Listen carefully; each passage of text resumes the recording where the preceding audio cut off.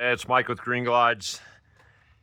Hey, if you have a Prochem Titanium Wand, regardless if it's 4 or 6 jets, just know that there's about 10% of the countless thousands, who knows, could be 50,000 or more of these things out there that were built undersized, meaning these lips are narrower than the other 90%.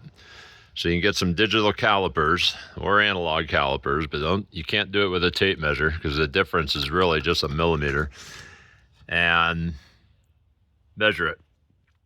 So this is one of the originals, and this is the standard fit that's at 18 and 48 millimeters. And it's probably going to be under 17 or under on the narrow fit. But realize that these are cast titanium heads, and when they come out of the casting, they're very fuzzy and they look like a chia pet.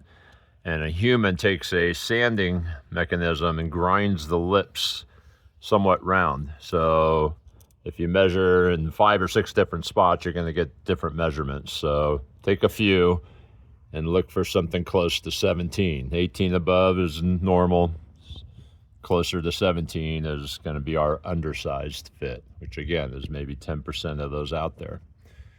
But if you put the normal on the undersized, it's going to rattle, and you can always goop them on with shoe goop or Permatex or whatever, but I don't recommend it because you're going to need to take it off now and then to deal with the hair that collects on the center support pin.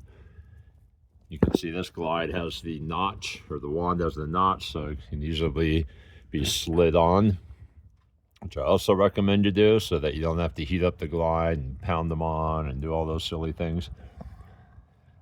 And if you have an undersized glide and you try and put it on the standard head, it's going to splay it open and not sit flat, and you'll see it on the edge where you're going to end up leaking air off the sides. So there you have it. Give me a call if you got any questions.